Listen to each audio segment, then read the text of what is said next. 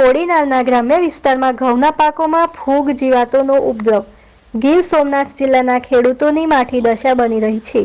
ગત વર્ષે ચોમાસું ખૂબ જ લાંબુ ચાલ્યું, જેને કારણે મગફળીના પાકને નુકસાન ગયું હતું. શિયાળુ ઘઉં 70 દિવસના થયા હોય તેમાં અચાનક સૂકો નામનો રોગ આવ્યો. ઘઉંની ડુંડીમાં દાણો નથી, પીળા પડી સુકાઈ રહ્યા છે. દરિયાપટ્ટીના ગામની સ્થિતિ અત્યંત ચિંતાજનક છે.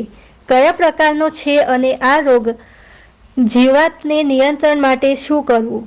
વાતાવરણની વિષમતા કહો કે ઘઉંની જાતની સમસ્યા. પાકમાં વૃદ્ધિ જ નથી દેખાતી.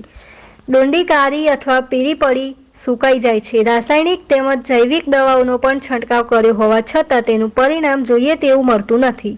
આથી ખેડૂતો ચિંતિત બન્યા છે. ગ્રામ્ય વિસ્તારમાં વાતાવરણને કારણે વિવિધ જીવાત અને ફૂગનો ઉપદ્રવ વધ્યો છે, ત્યારે ગીર સોમનાથનું કૃષિ વિજ્ઞાન કેન્દ્ર ખેડૂતોને સહાયે આવ્યું છે.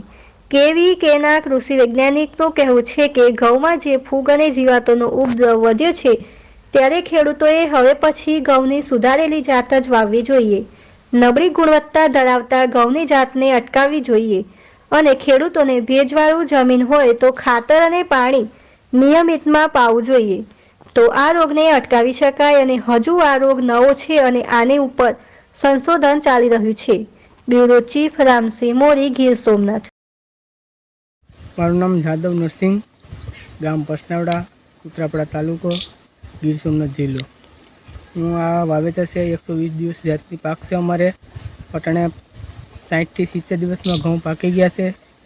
હવે અમારે આ ધોરા હંક જેવા ઘઉં થઈ ગયા છે. તો અમારા આ ઘઉંનો સરકારશ્રીને એવી નમ્ર વિનંતી છે કે આવું બિયારણ સુધારો કરી શકે. કયો રોગ આવ્યો છે, શું છે આખી વિગત? આમાં સફેદ ઓલા થઈ ગયા છે, ઘોડા કોડા જેવા થઈ ગયા છે ઘઉં.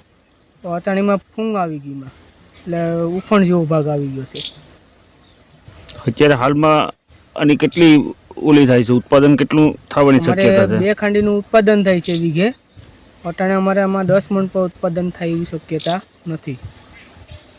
મારું નામ અશ્વિનભાઈ વાલાભાઈ જાદવ, ગામ પ્રસનાવડા, જિલ્લો ગીર સોમનાથ, તાલુકો સૂત્રાપાડાનું પ્રસનાવડા ગામનો ખેડૂત છું.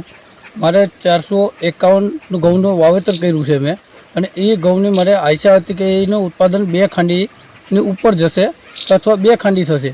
પણ અત્યારે એમાં રોગના અને કારણે અને ધોરા થઈ ગયા છે. એ પાક 4 મહિના પાક આવે એમ છે, અને એ પાક અત્યારે 60 થી 70 દિવસની અંદર એ પાક આવી ગયો છે, અને એમાં મને ઉત્પાદન 10 મણ થાય એવું છે. અમને સરકારશ્રીને અમને નિવેદન છે કે આથી સુધારો કરીને સારું બિયારણ ખેડૂતને પ્રાપ્ત થાય તો અમને સારી ઉપજ મળે અને સારું વળતર મળે, એવી અમને સરકારશ્રીને નિવેદન છે. ખાસ કરીને ઘઉંની અંદર ગયા વર્ષે પણ આ જે સમસ્યા તમે કીધી, ખેડૂતો દેશી ભાષામાં એને ઊભો સુકારો કે ડુંડી ધીમે ધીમે સુકાતી જતી હોય, આખો છોડ પણ સુકાઈ જાય. ગયા વર્ષના અમારા જે ફિલ્ડ વિઝિટો અથવા ઘઉંના ખેતરોની મુલાકાત અને સંશોધનકારો સાથેની જે મુલાકાત હતી, એની અંદર પ્રાથમિક ધોરણે વિઝિટ કરતાં એવું જાણવા મળ્યું કે 2 વેરાયટીઓ જે છે, ખાસ કરીને GW173 અને GW273, આ વેરાયટીમાં વધારે પ્રમાણમાં ગયા વર્ષે નુકસાન હતું. આ વર્ષે ફરી પાછું અત્યારની હાલની પરિસ્થિતિમાં ઘણા બધા ખેડૂતોના ફોન આવે, ઘણી બધી વિઝિટ કરીએ ત્યારે 173, 273 અને 496ની અંદર પણ આ સમસ્યા જોવા મળે. 1-2%, 5% કેસની અંદર ડુંડી ઊભી સુકાય, ધીમે ધીમે આખો છોડ સુકાય અને ખળિયું પડે છે. એટલે ખેડૂતો ઘણી વખત દેશી ભાષામાં એને સુકારો કે અથવા ડુંડી સુકાવાનો પ્રશ્ન કહેતા હોય. અને 2-3 કારણો પ્રાથમિક ધોરણે આપણે કહી શકીએ. એક તો વધારે પડતું પિયત આપવાની, એટલે કે વધારે પડતો જમીનમાં ભેજ રહેતો હોય. બીજું નાઇટ્રોજનયુક્ત ખાતરોના વધારે પડતા ઉપયોગથી. ત્રીજું કારણ કે જે ટેમ્પરેચરમાં ફેરફાર ખૂબ તીવ્ર ગતિથી જાય, રાત્રિનું તાપમાન નીચું ખૂબ જાય અને દિવસે ખૂબ ગરમી પડે તો પણ આ નુકસાન થઈ શકે. ઘણા બધા વૈજ્ઞાનિકોના પ્રાથમિક તારણો એવા છે કે એની અંદર ઝીંકની ઉણપ હોય અને ઝીંકની પૂર્તિ કરવામાં આવે તો પણ પરિણામો સારા મળે.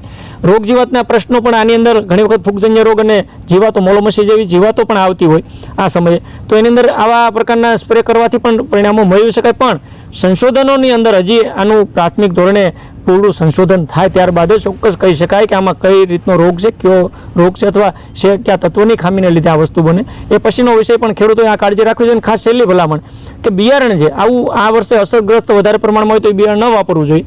સર્ટિફાઈડ અને નવી વેરાયટીઓ, નવી જાતોના બિયારણ ખરીદીને જ આવતા વર્ષોમાં આપણે ઉપયોગ કરવો જોઈએ.